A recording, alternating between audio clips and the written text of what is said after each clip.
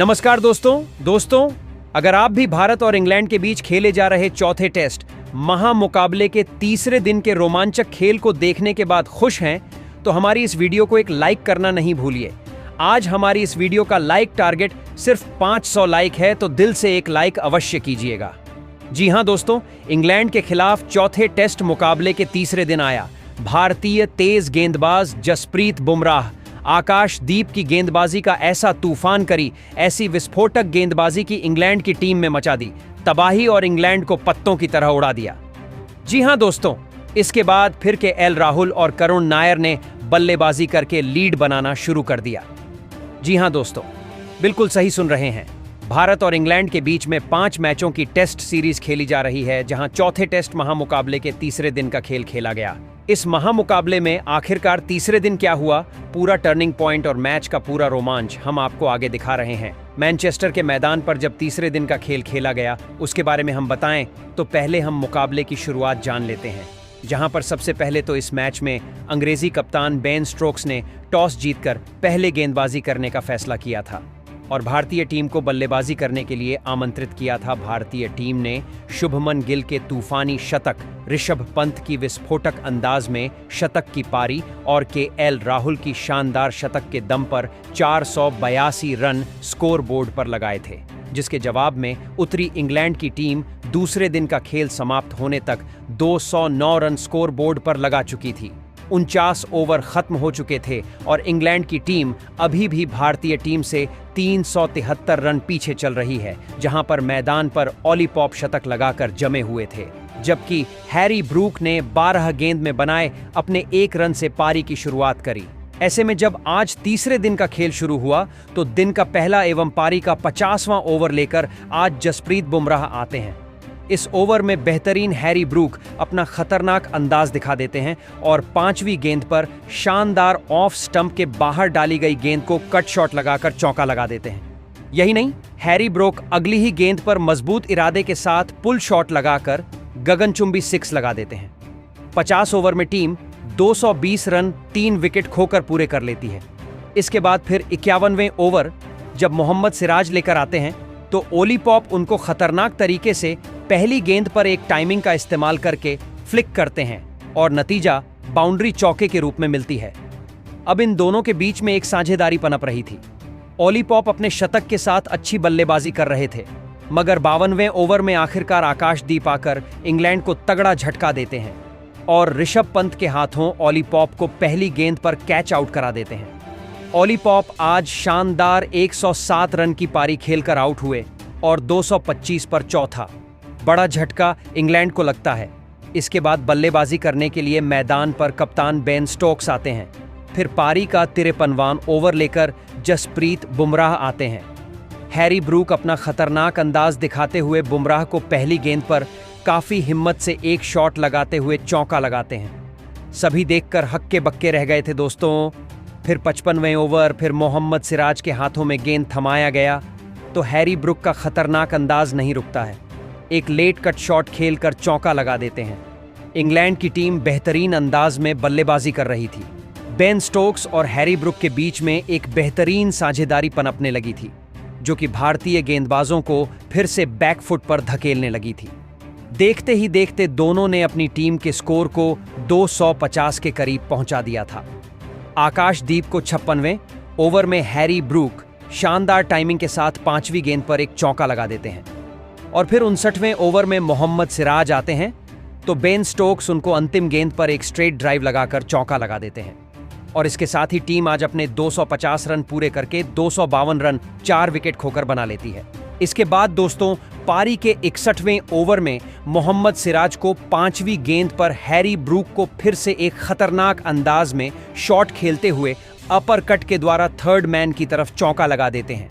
दोस्तों, अब Harry Brook जिस तरीके से बल्लेबाजी कर रहे थे, वह कामयाब होती जा रही थी और साथ में देखते हुए बेन स्टोक्स ने भी अपना बल्ला खोलना शुरू कर दिया था। 62वें ओवर में रविंद्र जडेजा की गेंद को टारगेट करते हुए तीसरी गेंद पर रिवर्स स्वीप लगाते हुए बेन स्टोक्स एक चौका लगा देते हैं और ऐसे में 62वें ओवर में 4 विकेट खोकर 254 रन आज इंग्लैंड टीम बना चुकी थी।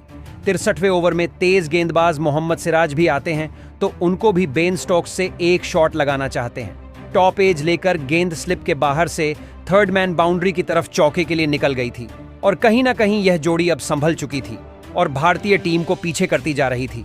फिर पारी के 65वें ओवर में मोहम्मद सिराज को पहली गेंद पर हैरी ब्रूक कड़क कवर्स की तरफ एक शॉट खेलकर चौका लगा देते हैं। अब इन दोनों के बीच में बेहतरीन 51 रन की साझेदारी हो चुकी थी और टीम 276 रन पर पहुंच गई थी। अब ऐसे में एक ब्रेक थ्रू की जरूरत भारतीय टीम को थी। अब फिर मोहम्मद सिराज इसी ओवर की 5वीं गेंद पर बेन स्टोक्स को विकेटकीपर ऋषभ पंत के हाथों कैच आउट कराकर पवेलियन वापस भेज देते हैं। सिराज भारतीय टीम की जबरदस्त वापसी कराते हैं। बेन स्टोक्स सिर्फ 20 रन की पारी खेलकर पवेलियन चले जाते हैं। कप्तान के आउट हो जाने के बाद अब जेमी स्मिथ मैदान पर बल्लेबाजी करने के लिए उतरते हैं और जेमी स्मिथ और हैरी ब्रूक के कंधों पर अपनी टीम को आज संभालने की जिम्मेदारी थी, क्योंकि आधी टीम पवेलियन लौट चुकी थी। दोस्तों, तीसरे दिन फिर मोहम्मद सिराज को 67वें ओवर में जेमी स्मिथ एक शानदार फ्रेंच कट शॉट लगाकर चौका लगा देते हैं और फिर 68वें ओवर में रविंद्र जडेजा भी अपना खतरनाक अंदाज दिखाने के लिए मैदान पर आते तो हैरी ब्रूक के सामने उनकी नहीं चलती है और एक पुल शॉट लगाकर अंतिम गेंद पर शानदार चौका हैरी ब्रूक के द्वारा लगाया जाता है। हैरी ब्रूक भी अपने अर्धशतक के करीब पहुंचते हुए नजर आ रहे थे। वॉशिंगटन सुंदर को भी 69वें ओवर में मौका दिया जाता है तो जेमी स्मिथ उनको दूसरी गेंद पर रूम बनाकर कट शॉट लगाकर एक चौका हासिल कर लेते हैं और फिर इंग्लैंड की टीम 293 रन 5 विकेट खोकर 69 ओवर में बना लेती है।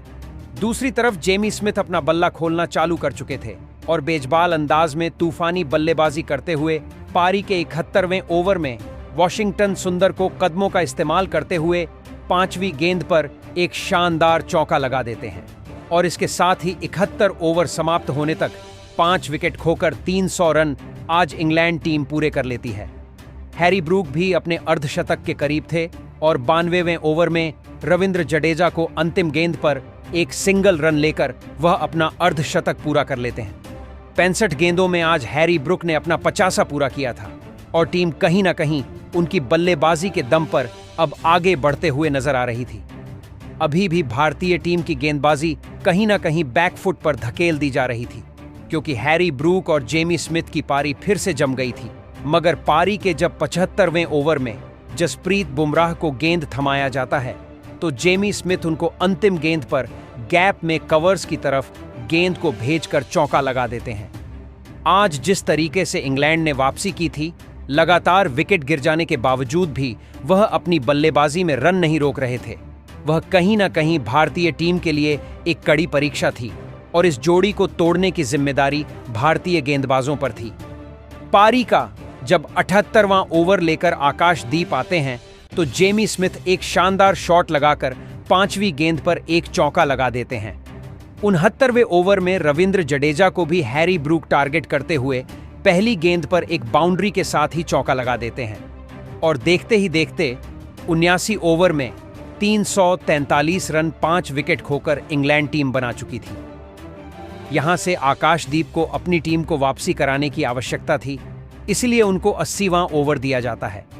जेमी स्मिथ पहली गेंद पर पुल शॉट लगाकर गनचुंबी 6 लगा देते हैं और आकाशदीप को सोचने पर मजबूर कर देते हैं, मगर आकाशदीप तीसरी गेंद पर वापसी करते हैं और जेमी स्मिथ को करुण नायर के हाथों कैच आउट करा देते हैं और आज जेमी स्मिथ इसमें 40 रन की एक विस्फोटक पारी खेलकर आउट हो गए थे।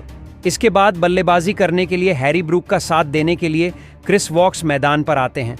एक तरफ लगातार विकेट गिर रहे थे, मगर हैरी ब्रूक अपनी बल्लेबाजी का तूफान नहीं रोक रहे थे और अपनी पारी को शतक के करीब ले जा रहे थे। पारी के जब 84 ओवर में सिराज लेकर आए तो हैरी ब्रूक ने पहले तो दूसरी गेंद पर ऑन ड्राइव करके एक चौका लगाया। अगली गेंद पर बैक टू बैक एक और बाउंड्री उनके बल्ले से आई और फील्डर के ऊपर से हवा में गेंद को लॉफ्ट करके उन्होंने चौका लगा दिया और 84 ओवर में 367 रन बना लेती है। ऐसे में फिर जब 66 ओवर लेकर आकाशदीप लेकर आते हैं तो हैरी ब्रूक का बल्ला यहां भी चलता है और वह गगनचुंबी 6 तीसरी गेंद पर लगा देते हैं और अब वह शतक से सिर्फ 9 रन दूर थे हैरी ब्रूक। फिर इसके बाद आखिरी गेंद पर आकाशदीप को एक शानदार शॉट लगाकर डीप कवर्स की ओर चौका लगा देते हैं। वह 97 रन पर पहुंच गए थे और फिर 87वां ओवर लेकर जसप्रीत बुमराह आते हैं तो बुमराह को क्रिस वॉक्स टारगेट करके एक चौका तीसरी गेंद पर लगा देते हैं। टीम 396 रन 6 विकेट खोकर बना चुकी थी। हैरी ब्रुक अपने शतक के बिल्कुल करीब आ गए थे, मगर फिर आकाशदीप 88वां ओवर लेकर आते हैं। तीसरी गेंद पर हैरी ब्रुक को वह वॉशिंगटन सुंदर के हाथों कैच आउट करा देते हैं और हैरी ब्रुक सिर्फ आज 98 रन पर आउट हो गए और 2 रन से अपने शतक से चूक गए। काफी वह निराश जो दिखाई दिए। इसके बाद बल्लेबाजी करने के लिए ब्राइडन कार्ड्स आते हैं तो आकाशदीप उनको गेंद करते हैं तो अंतिम गेंद पर क्रिस वॉक्स एक शानदार चौका लगा देते हैं और अपनी टीम के 400 रन भी पूरे कर लेते हैं।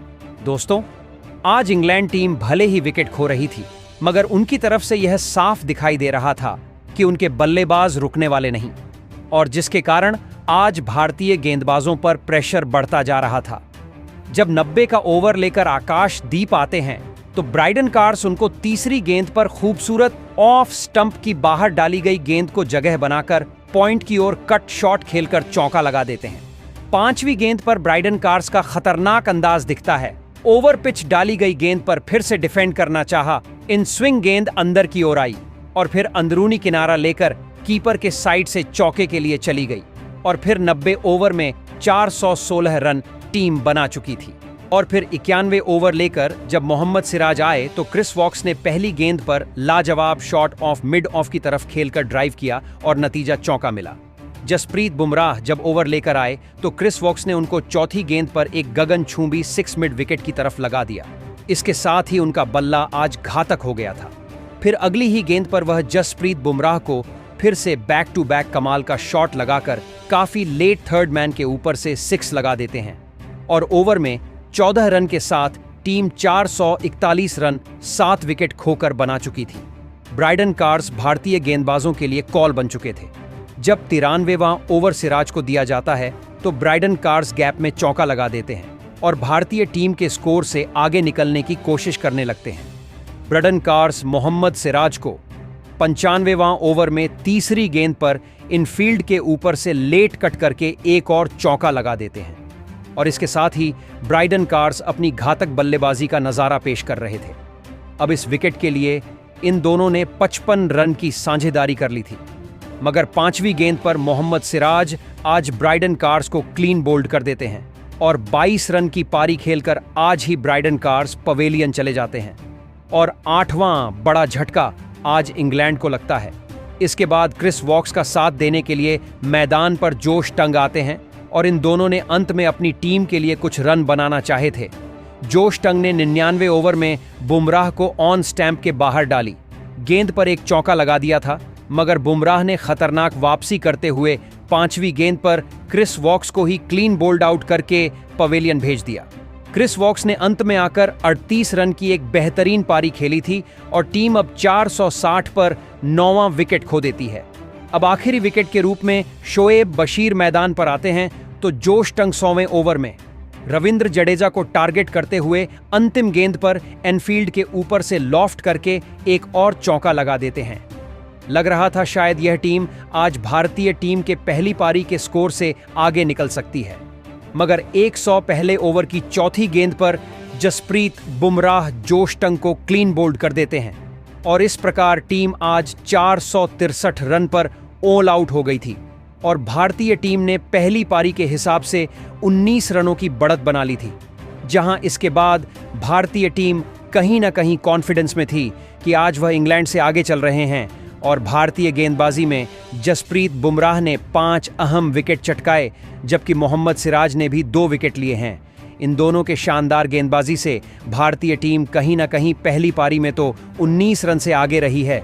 उसके बाद भारतीय टीम की दूसरी पारी शुरू हुई और भारतीय टीम के 2 दिग्गज ओपनर बल्लेबाज भारतीय टीम को एक शानदार ओपनिंग शुरुआत दिलाने के इरादे से मैदान में उतरे यशस्वी जायसवाल और केएल राहुल के कंधों पर इस महामुकाबले में अपनी टीम को एक मजबूत ओपनिंग शुरुआत दिलाने की बहुत ही बड़ी जिम्मेदारी थी और भारतीय टीम के इन 2 दिग्गज बल्लेबाजों ने मैदान में उतरते ही विस्फोटक बल्लेबाजी करना शुरू कर दिया था और पारी के दूसरे ही ओवर में यशस्वी जायसवाल ने एक लाजवाब चौका लगाकर अपना खाता खोला था। तो वहीं उसकी अगले ओवर में गेंदबाजी पर आए क्रिस वॉक्स के खिलाफ के एल राहुल ने अपने बल्लेबाजी का असली कमाल दिखाया और 2 धमाकेदार चौके इस ओवर में लगा दिए। शुरुआत से ही भारतीय टीम की यह ओपनिंग जोड़ी खतरनाक फॉर्म में नजर आ रही थी, लेकिन तभी गेंदबाजी पर आए बाइडन कार्स ने पहले पारी में अर्धशतक लगाने वाले यशस्वी जायसवाल को जेमी स्मिथ के हाथों कैच आउट कर दिया। यशस्वी जायसवाल इस मुकाबले में 11 गेंद में 9 रन बनाकर आउट हो गए थे। शुरुआत में ही भारतीय टीम की इस ओपनिंग साझेदारी के टूटने के बाद अब मैदान पर करुण नायर आए थे और करुण नायर ने इस मुकाबले की दूसरी पारी में कोई भी गलती नहीं करी और सेट हो चुके के एल राहुल के साथ मिलकर खतरनाक गेंदबाजी कर रही इंग्लैंड की टीम के सामने एक मजबूत साझेदारी अपने देश के लिए बनानी शुरू कर दी। अब के एल राहुल मैदान में पूरी तरह सेट हो चुके थे और इंग्लैंड की टीम के लिए किसी बुरे सपने की तरह साबित हो रहे थे कि एल राहुल अपने असली फॉर्म में पहली बार इस मुकाबले में नजर आ रहे थे। इंग्लैंड की गेंदबाजी पर भारतीय टीम की यह जोड़ी आसानी से रन बनाती जा रही थी, जिस वजह से यह साझेदारी इंग्लैंड की गेंदबाजी और उनके कप्तान के लिए एक बहुत ही बड़ी परेशानी बन चुकी थी। अब भारतीय टीम के यह दोनों ही बल्लेबाज मैदान में पूरी तरह सेट हो चुके थे और इंग्लैंड की गेंदबाजी पर लगातार रन बना रहे थे। बड़ा शॉट न मिलने के बावजूद भी यह दोनों ही बल्लेबाज दबाव अपनी टीम पर आने नहीं दे रहे थे, लेकिन यह दोनों ही बल्लेबाज इंग्लैंड की गेंदबाजी के सामने स्ट्राइक रोटेट करने से नहीं चूक रहे थे और फिर इसी बीच करुण नायर और के एल राहुल के बीच एक लाजवाब अर्धशतकीय साझेदारी पूरी हो गई। इंग्लैंड का हर एक गेंदबाज इस साझेदारी को तोड़ने की पूरी कोशिश कर रहा था, लेकिन भारतीय टीम के यह दोनों ही दिग्गज बल्लेबाज मैदान में पूरी तरह सेट हो चुके थे। लेकिन तभी गेंदबाजी पर आए जोश टंग ने सेट हो चुके करुण नायर का विकेट लेने का एक बहुत ही बड़ा मौका अपनी टीम को दिया था, लेकिन एक आसान सा कैच बेन डकैट ने पारी के 18वें ओवर में छोड़ दिया था। उस समय पर करुण नायर 23 रनों पर बल्लेबाजी कर रहे थे, लेकिन ऐसी कोई गलती के एल राहुल की तरफ से नहीं देखने को मिल रही थी। करुण नायर और के एल राहुल ने मिलकर अब अपनी टीम को 65 रनों पर पहुंचा दिया था, लेकिन तभी गेंदबाजी पर आए कप्तान बेन स्टोक्स ने सेट हो चुके करुण नायर को जैक क्रोली के हाथों कैच आउट कर दिया। करुण नायर 43 गेंद में 35 रन बनाकर आउट हो गए थे। करुण नायर फिर एक बार इंग्लैंड के कप्तान बेन स्टोक्स के जाल में फंस चुके थे। भारतीय टीम ने एक गलत मौके पर यह विकेट खो दिया था। अब मैदान पर भारतीय कप्तान शुभमन गिल आए थे, लेकिन भारत के कप्तान शुभमन गिल ने आते ही पहली ही गेंद पर एक लाजवाब चौका लगाकर अपने पारी की शुरुआत की थी। अब फिर एक बार शुभमन गिल और सेट हो चुके कि एल राहुल के बीच एक और साझेदारी बननी शुरू हो चुकी थी कि एल राहुल अपने अर्धशतक के करीब पहुंच रहे थे और फिर अंतिम आधे घंटे का खेल बचा हुआ था, जिसमें इन दोनों ही बल्लेबाजों ने कोई भी गलती नहीं की और संभल कर खेलते हुए अपनी टीम के स्कोर को आगे बढ़ाना जारी रखा। जहां खराब गेंदों पर यह दोनों बड़े शॉट भी खेल रहे थे, तो वहीं बेन स्टोक्स के ओवर में शुभमन गिल ने अपना बल्ला चलाया और फुल टॉस गेंद पर एक बेहतरीन गांगन चुंबी 6 लगा दिया। इसी के साथ भारतीय टीम का स्कोर 100 रनों के पार भी पहुंच गया। तो वहीं अगला ओवर बाइडन कार्स लेकर आए, जो दिन का आखिरी ओवर था, जिसमें के एल राहुल ने 2 चौके लगा दिए और अपने अर्धशतक को भी पूरा किया। इसी के साथ आज तीसरे दिन का खेल खत्म हो गया, जहां तीसरे दिन का खेल खत्म होने से पहले भारतीय टीम ने अपनी दूसरी पारी में 116 रन 2 विकेट के नुकसान पर स्कोर बोर्ड पर लगा दिए हैं, जहां पर के एल राहुल ने भारतीय टीम के लिए सबसे बेहतरीन 55 रनों की पारी खेली, तो वहीं शुभमन गिल भी 27 रन बनाकर क्रीज पर जमे हुए हैं। अब भारतीय टीम की इंग्लैंड के ऊपर बढ़त 135 रनों की हो चुकी है। दोस्तों, इस तीसरे दिन भारतीय टीम ने इंग्लैंड की टीम को कड़ी टक्कर दी। पहले गेंदबाजी के वक्त जसप्रीत बुमराह ने इस मुकाबले में 5 विकेट लेकर एक बड़ा कारनामा करके दिखाया, तो वही बल्लेबाजी के वक्त के एल राहुल भारतीय टीम के लिए गजब के फॉर्म में नजर आए। लेकिन दोस्तों, अब यहां से यह कह पाना मुश्किल है कि कौन सी टीम इस चौथे टेस्ट को जीतेगी, क्योंकि भारतीय बल्लेबाजी ने जो कमाल किया था, उसके जवाब में इंग्लैंड की बल्लेबाजी भी पहली पारी में भारतीय गेंदबाजों पर भारी रही। सिर्फ 19 रन की बढ़त बना लेना कोई बड़ी बात नहीं होती है। ऐसे में कहीं ना कहीं भारतीय गेंदबाजों को कमाल करना था, वह असफल रहे। बुमराह की गेंदबाजी छोड़ दी जाए तो कोई ज्यादा सफल नहीं नजर आया, जबकि भारतीय बल्लेबाजी को आप दूसरी पारी में अच्छे रन बनाकर जल्दी से जल्दी इंग्लैंड को रोकना होगा, तभी जीत पाएंगे। ऐसे में आपको क्या लगता है, मौजूदा परफॉर्मेंस को देखकर क्या भारतीय टीम जीतेगी और केएल राहुल की बल्लेबाजी और बुमराह की गेंदबाजी को आज आप 10 में से कितने नंबर देंगे? कमेंट में जरूर बताएं। नए हैं तो चैनल को सब्सक्राइब जरूर करें, वीडियो को लाइक और शेयर करना बिल्कुल नहीं भूलें। धन्यवाद।